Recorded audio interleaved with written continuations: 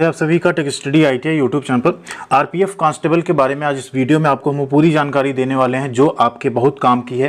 And इसी video में बात करेंगे कैसे आप 3 स्टेप्स में अपनी पूरी कंप्लीट तैयारी कर सकते हैं और आरपीएफ कांस्टेबल में आप अपना सिलेक्शन कंफर्म कर सकते हैं। कितने नंबर तक पे आपका सिलेक्शन हो जाएगा उसकी भी बात करेंगे।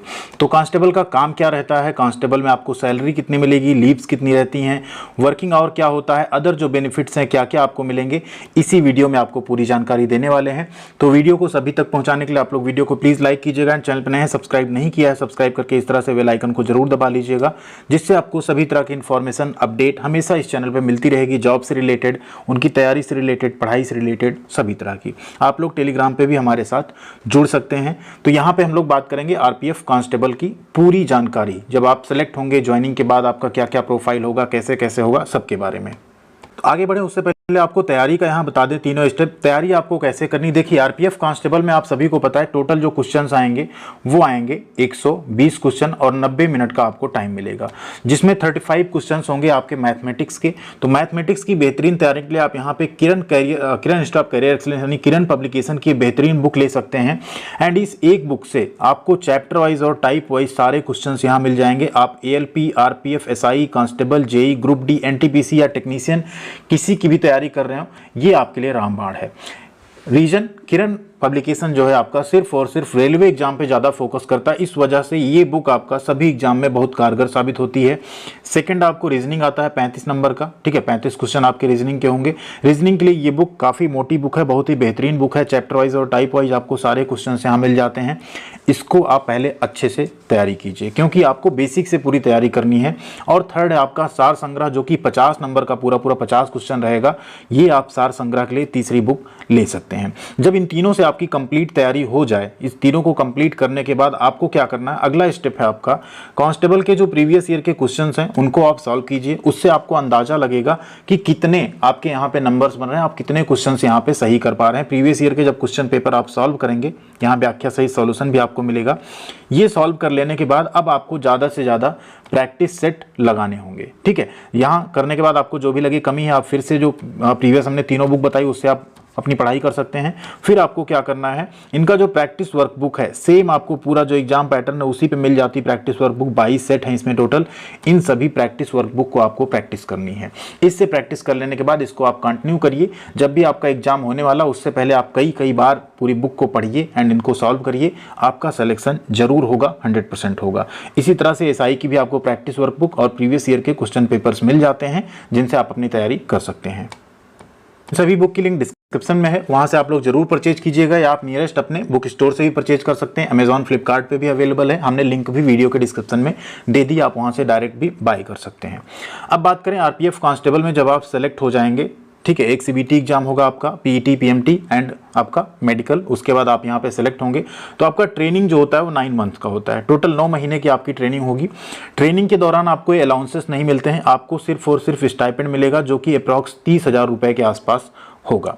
जैसे आप ट्रेनिंग कंप्लीट करते हैं 9 मंथ की, फिर आपकी पोस्टिंग हो जाएगी, मतलब आपको मिल जाएगा आपका जो अलॉट होगा एरिया, उसमें उस टाइम पे आपको बेसिक प्लस अलाउंसेस मिलेंगे, जिसमें आपका DA, TA जो ट्रैवलिंग अलाउंस होता है, HRA, ये सब कुछ आपको मिलेगा। अगर आप वहाँ क्वार्टर लेते हैं तो आपका HRA उसमें से डिडक्ट भी होता है।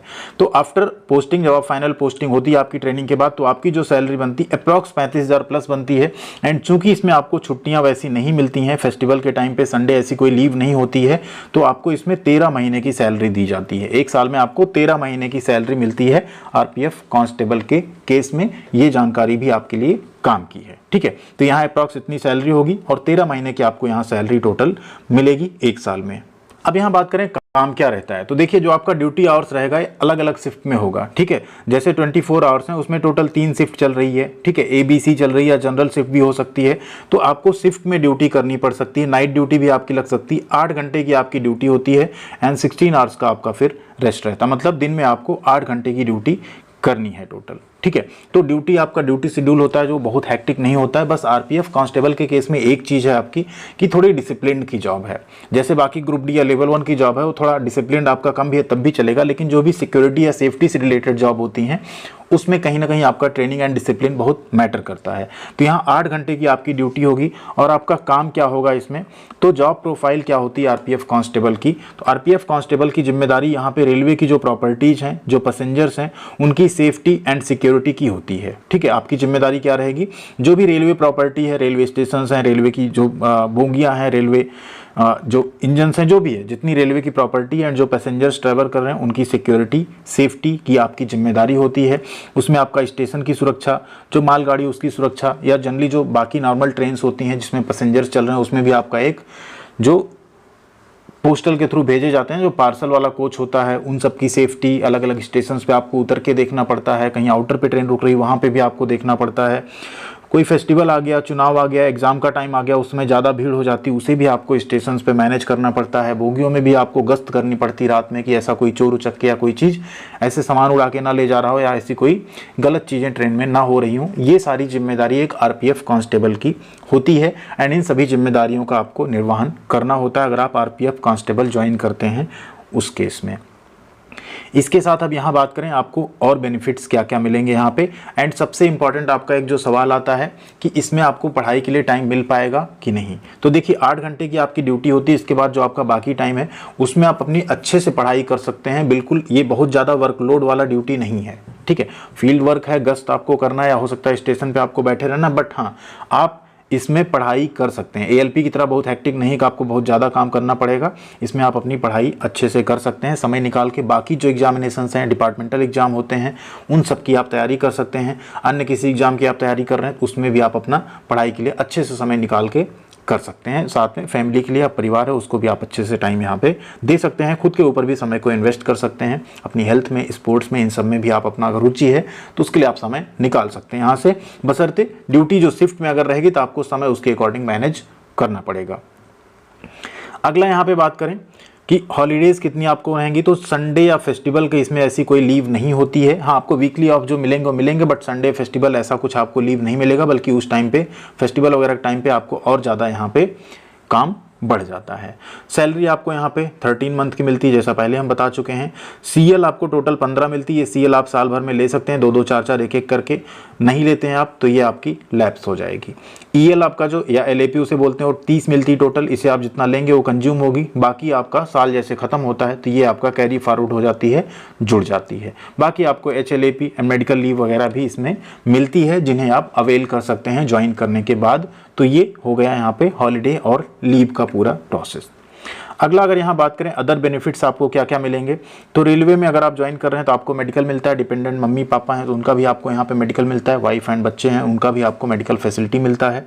रेलवे का आपको ट्रैवलिंग पास मिल जाता है तो आप ट्रैवल भी कर सकते हैं उसमें।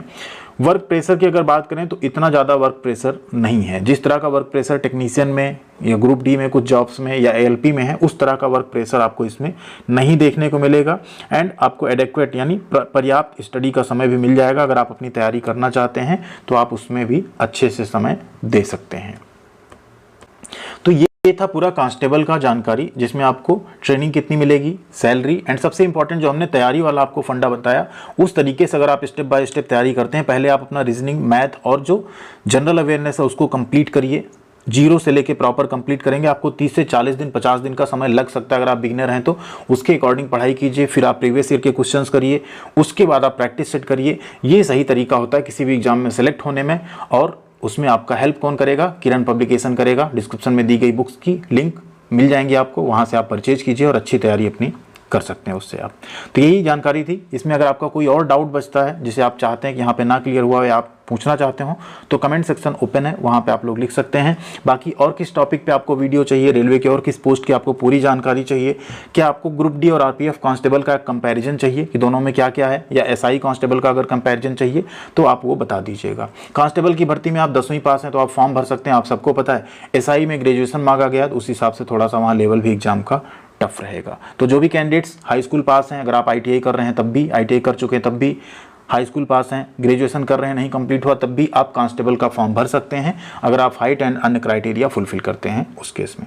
थैंक यू वेरी मच, ख्याल रखिएगा अपना। मिलते हैं अगले अपडेट के साथ अगले वीडियो में। वीडियो को लाइक, शेयर एंड चैनल को सब्सक्राइब किए बिना बिल्कुल मत जाइएगा। Thank you.